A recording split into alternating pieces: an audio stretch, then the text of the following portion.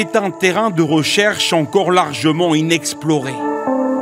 Voici la forêt tropicale de Taï en Côte d'Ivoire. 500 000 hectares de végétation primaire où 2 chercheurs français vont passer un mois. Marine Drouilly est spécialiste des animaux carnivores. Robin Orion est ingénieur biologiste. Ils sont accompagnés par des gardes forestiers ivoiriens. Et ils ont une mission, étudier les léopards qui vivent ici et dont on ne sait quasiment rien.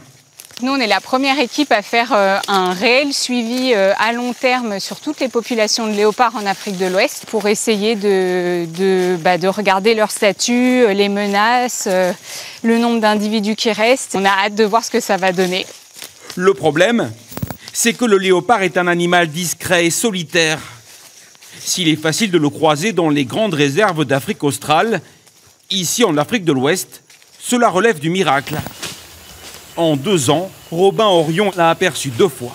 J'ai eu la chance de le voir à Taï quelques secondes, mais sur les heures et les heures de marche, en comparaison, c'est assez faible. Ça fait partie du métier, c'est le jeu. Alors, pour l'étudier, les chercheurs doivent s'armer de patience. Ils marchent plus de 10 km par jour et analysent chaque indice, chaque trace laissée par les félins.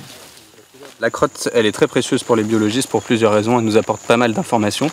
Déjà sur l'individu même, qui c'est, est-ce que c'est un mâle, est-ce que c'est une femelle, mais ça nous apporte aussi des informations plus globales sur la population. En plus des prélèvements ADN, ils postent aussi des caméras un peu partout dans la forêt. Donc les coordonnées, nord, 0,5.8.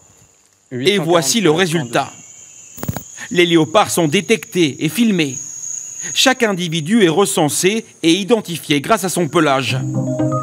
Au total, les chercheurs ont parcouru des milliers de kilomètres et posé plus de 600 caméras au cours de dizaines de missions au Bénin, au Ghana, en Côte d'Ivoire et au Sénégal. Toujours accompagnés d'éco-gardes locaux. On commence à avoir les réflexes. Donc, une prochaine mission, même, on peut faire ça seul.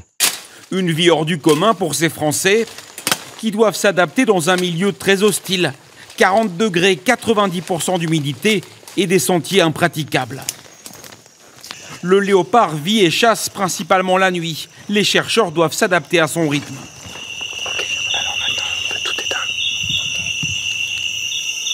Des heures d'attente interminables à écouter les bruits de la forêt et imiter de temps en temps le cri d'une proie pour l'attirer.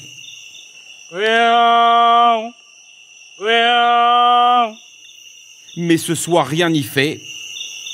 Le léopard n'est pas décidé à se montrer. Si on le voyait tout le temps, on serait fatigué de le voir. Non, là c'est vraiment la beauté de ce métier, de le chercher, d'avoir la chance ou pas, tout le temps. C'est ça qui fait tout l'intérêt du travail sur les grands carnivores.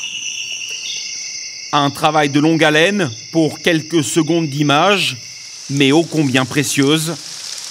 Grâce à elle, les chercheurs améliorent d'année en année les connaissances scientifiques sur ces léopards et tout leur écosystème.